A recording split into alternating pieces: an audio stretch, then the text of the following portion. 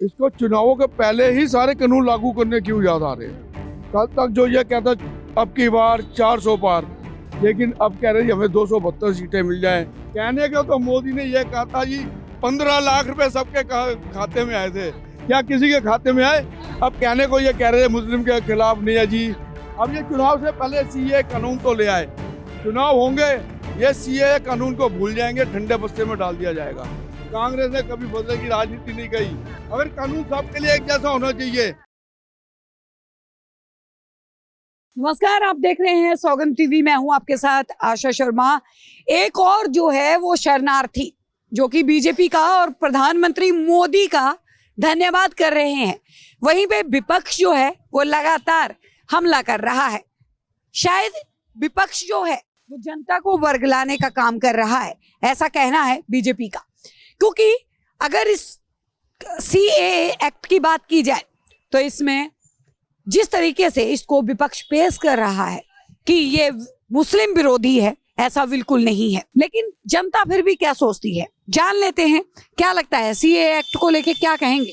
पहले सबसे बड़ी बात, जो भी कानून बना रहा है ये देश का जो आज प्रधानमंत्री है नरेंद्र मोदी, इसको चुनावों के पहले ही सारे कानून लागू करने क्यों याद आ रहे हैं। जनता को बेवकूफ समझ रही है। देश की जनता बहुत पढ़ी लिखी है, अनपढ़ नहीं है। और इसने सीएए लाना था 2024 के चुनाव होने देता, उसके बाद लागू करते। पता नहीं इसकी सरकार बनेगी या नहीं बनेगी, इसको अपने ऊपर भी डाउट है। कल तक जो ये कहता अब की बार 400 पार, लेकिन अब कह रहे हैं हमें 272 सीटें मिल जाएं, तो हम 272 सीटें में अपना कुछ जो चेंज कर बदलाव कर सकते हैं। आज भी मेरे पास एक अंधभगत का व्हाट्सएप आया। अच्छा, किसका बताइए? देखिए, कह रहे हैं अंधभक्त का व्हाट्सएप आया। एक अंधभक्त का व्हाट्सएप आया जिसने लिखा जी सीएए आने से हमें क्या फायदे होने वाले हैं। फायदा क्या होने वाला है उसमें लिखा जी जो हमारे मंदिर गए हैं वो हमारे दोबारा बंद मिल जाएंगे, हमें जो मस्जिद बनाया गया है मस्जिद खत्म हो जाएंगी, जो अल्पसंख्यक बोर्ड है वो खत्म हो जाएगा। मैं इनसे पूछना चाहता हूँ, अल्पसंख्यक क्या मुसलमान है? अल्पसंख्यक में तो सिख भी आते हैं, तो क्या सिखों को आज ये मुसलमान के ऊपर है, कल ये फिर इसी कानून के ऊपर सिखों के ऊपर टारगेट करेंगे। आपको भी ये लग रहा है कि मुस्लिम विरोधी एक्ट है? बिल्कुल। कैसे पहले आप ये बताइए, इस एक्ट को आपने पढ़ा है? पढ़ने की क्या जरूरत है? ये सब अब बिना पढ़े इस एक्ट के बारे में कैसे जो है वो प्रमाण दे सकते हैं? जो बात हमें पढ़ाने की जरूरत क्या है? हमारे माँ बाप ने हमें इतनी अच्छी शिक्षा दी है, जो चीज लागू होती है उससे पहले हमें मालूम हो जाता है इसका इफेक्ट क्या होगा। बच्चा पैदा नहीं हुआ, बच्चे का नाम पहले रख लेते हैं, ये लड़का हो जाए लड़की हो। बच्चा पैदा होने क्या पैदा होते हम पैदा होने मालूम हो जाता है हमने इसको क्या नाम रखना है। अब राम को हम शाम तो बनाएंगे नहीं, राम को राम ही बनाएंगे।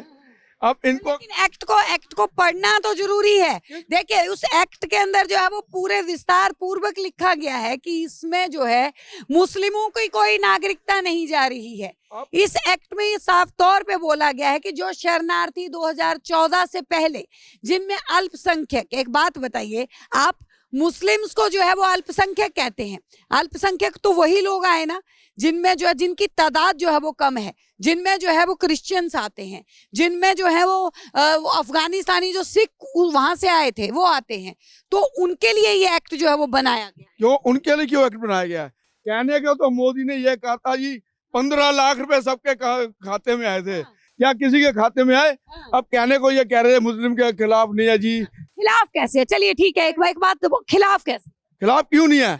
अब इनका मतलब ये है जी जो यहाँ पे शरणार्थी बन के रह रहे हैं, आज इनको याद आ रही है जब कश्मीरी पंडित विस्थापित है, आज तक तो उनके बारे में इनका कोई फैसला इनसे हो नहीं पाया, उनको तो कोई स्थापित कर नहीं पाए। अब ये कह रहे जो अवैध रूप से, इनका कहने का मतलब तो जो अवैध रूप से बांग्लादेशी रह रहे हैं, तो बांग्लादेशी से कोई हिंदू तो आए नहीं है, बांग्लादेश से हो गया मुसलमान ही तो आए हैं, उनको भगाना है। अरे जो आए हुए हैं उनको भगाओगे कैसे? आज हम अगर अपने देश में ये काम करेंगे, ये कानून लागू करेंगे, तो कल पाकिस्तान में भी जो हमारे हिंदू भाई रहते हैं, सिख भाई रहते हैं, तो पाकिस्तान क्या करेगा? वो भी इनको मुंह तोड़ जवाब देगा।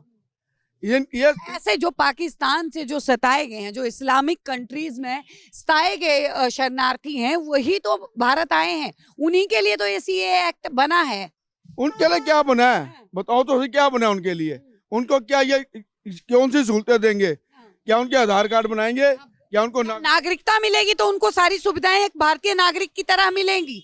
आपने देखिए, आप अगर बात करें, आप भी एक सरदार हैं, आपको शायद पता होगा कि अफगानिस्तान से सिख आए थे, बहुत सारे आए थे। आप लोग जानते भी हैं कि काबुली जिनको कहा जाता है, आज तक उन लोगों की पहचान जो है वो काबुल और अफगानिस्तान से रही है। और अफगानिस्तान में उन लोगों का दर्द ये है कि जब वो अफगानिस्तान जाते हैं तो उनको ये बोला जाता है कि आप हिंदुस्तान के हैं, वहां जाइए। लेकिन हिंदुस्तान में अब उनको पहचान मिली है।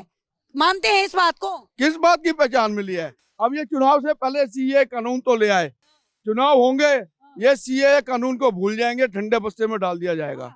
कुछ नहीं, ये सिर्फ ये कानून जो है 2019 में, सरदार जी अगर मैं दुरुस्त करूं तो 2019 में इसका प्रस्ताव लाया गया था। उसके बाद लॉकडाउन की वजह से इसको डिले हुआ था, लेकिन इसके बीच में काम चल रहा था और ये अभी पास हो गया तो इसको जो है वो ले आए। और ये पहले ही बोल दिया गया था कि लोकसभा चुनाव से पहले सीए आएगा। चुनाव, वही तो कह रहा हूँ, चुनाव से पहले क्यों ला रहे हैं? 2024 कांग्रेस को घबराहट हो रही है, कोई गठबंधन को कांग्रेस तो घबराहट हो रही है कि मोदी, घबराहट ये हो रही है कि मोदी की नीतियां, घबराहट ये हो रही है कि मोदी की नीतियां जो है वो कहीं उनकी वोट की राजनीति को अपने चिंता लगी हुई है। कल को कांग्रेस गवर्नमेंट आ गई, आज जो हम उनके मोदी जी के भगत बने हुए हैं, तो कल को हमारे साथ पता नहीं क्या होगा।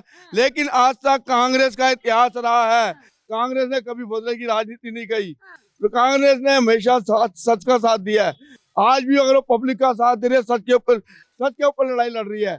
ये सीएए एक्ट के लिए जनता को गुमराह क्यों किया जा रहा है? विपक्ष जो है वो ये काम क्यों कर रहा है? यानी जो काम मोदी कोई बेकार नहीं रहा, सारे काम विपक्ष कर रहे हैं। विपक्ष को इस कानून में कमी नजर आ रही है। आज केंद्र सरकार हिंदू मुसलमान को, हिंदू सिख को आपस में लड़ाई करने की जो कोशिश कर रही है। जब देखिए, यहाँ पे दुरुस्त करना चाहूंगी, जहाँ पे जो चीज अच्छी हो जाती है वहां पे जो है क्रेडिट लेना नहीं भूलती कांग्रेस। चाहे वो 33% जो है वो महिला आरक्षण की बात हो, उसमें सोनिया गांधी जी खड़ी हो जाती है कि राजीव जी का सपना था, राम मंदिर जो है राजीव जी ने ताले खुलवाए थे। जब जो चीज जो है जनता को प्रिय हो जाती है, जो चीज लागू हो जाती है, उसमें क्रेडिट लेना कांग्रेस नहीं भूलती। लेकिन जो जनता के हित में, जिसमें मुस्लिम का जो है वो कोई नुकसान नहीं है, लेकिन उसके बावजूद भी मुस्लिम को जो है वो ये उनके जहन में डालने की कोशिश की जा रही है कि सीएए गलत है। इसका भी ताजा उदाहरण दे रहा हूँ ना। इंदर लोग क्यों बीच में अभी 3 दिन पहले नमाज पढ़ रहे थे। नवाज आपको पता है कानूनी तौर पे, नवाज सुनिए, कानूनी तौर पे नवाज सड़क पे नहीं मोदी कानूनी तौर पे आप सड़क पे जो है नमाज नहीं। मेरी बात पूरी करने दो। मोदी भगत मत बनो। उनको किसने ऐसा कोई अधिकार दिया था उसको लात मारे? कौन से कानून में लिखा हुआ है? जब हमारा भारत देश धर्म, जो आपने पूरा देखा था, जब हमारा भारत देश धर्मनिरपेक्ष राज्य देश है, उसमें हर धर्म को अपने। एक मिनट, धर्म की है, आप सिख धर्म के हैं, आप अरदास करते हैं, आप बीच सड़क पे खड़े बैठ जाइए और अरदास कीजिए। आपका धर्म आपको इजाजत देता है कि आप बीच सड़क पे बैठ के अरदास करेंगे। इससे क्या दूसरों को सुविधा होगी कि नहीं होगी? सरदार, आप ये कानूनी तौर पे नमाज सड़क के ऊपर आप नहीं पढ़ सकते। कानूनी तौर के ऊपर चलती रोड के ऊपर कौन सा मंदिर बनाने का कानून पास हुआ पड़ा है? आज ये मंदिर किस लिए बना हुआ है? फुटपाथ के आपने आवाज उठाई, बना हुआ है, क्यों बना हुआ है? बोलिए इस चीज के लिए। जो गलत है आप उस पे आवाज उठाइए। गलत, लेकिन आप गलत का साथ मत दीजिए। फिर वो ये कहेंगे लो जी आप हिंदू विरोधी हैं। हम हिंदू विरोधी नहीं है, हम देश प्रेमी है, पक्के देशभक्त हैं। कानून सबके लिए एक समान होना चाहिए। आप गलत का साथ दे रहे हैं सर। कोई गलत का साथ आप ये कह रहे हैं कि नमाज अगर सड़क पे, आप ये कह रहे हैं कि नमाज अगर, आप कह रहे हैं नमाज अगर सड़क पे पढ़ी जा रही है तो वो सही है। पूरा प्रमाण दे रहा हूँ। अगर कानून सबके लिए एक जैसा होना चाहिए, भले वो सिख धर्म हो, भले वो बौद्ध धर्म हो, भले ईसाई धर्म हो, भले मुसलमान धर्म हो। कांग्रेस ने ये बात क्यों नहीं बोली कि वो गलती कर रहे थे, वो नमाज सड़क पे पढ़ रहे थे? सड़क पे नहीं पढ़, क्यों? सड़क पे पढ़ी जाएगी। वो आज क्या पढ़ रहे हैं?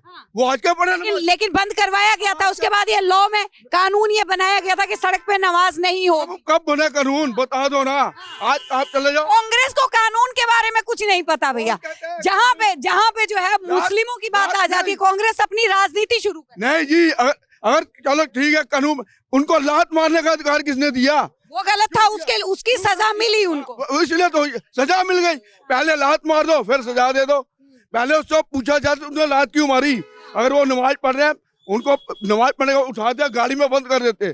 कानून ये कहता है, कानून पूरा वीडियो देखिएगा। पूरी वीडियो देखी है आपने पूरी वीडियो नहीं देखी? पूरी वीडियो देखी। आपने कट पेस्ट ना कोई कट पेस्ट नहीं देखा। पहले पूरी देखिए। पूरी वीडियो देखी है। बताइए तो शुरुआत कहाँ से? शुरुआत पुलिस वाले ने लात मारी दी है। शुरुआत लात से नहीं हुई थी, शुरुआत ये हुई थी कि पुलिस आती है वहाँ पे, उनको वहाँ से उठाती है कि आप उधर हो जाइए, लेकिन वो उसके बावजूद वो जिसको उठाते हैं वो पलट के पीछे से बैठ जाते हैं। पत्रकारों का काम है बात को पूरी वीडियो देखिएगा, कांग्रेस वालों को कीजिए पूरी वीडियो। ये बात घुमाना पत्रकारों का काम है। आज की पत्रकारिता झूठ का साथ दे रही है। उसको देख आज क्यों नहीं किसी भी टेलीविजन के ऊपर बेरोजगारी के ऊपर क्यों नहीं बोला जाता, महंगाई के ऊपर क्यों नहीं बोला जाता। आप देख रहे हैं सौगंध टीवी, सौगंध वतन की।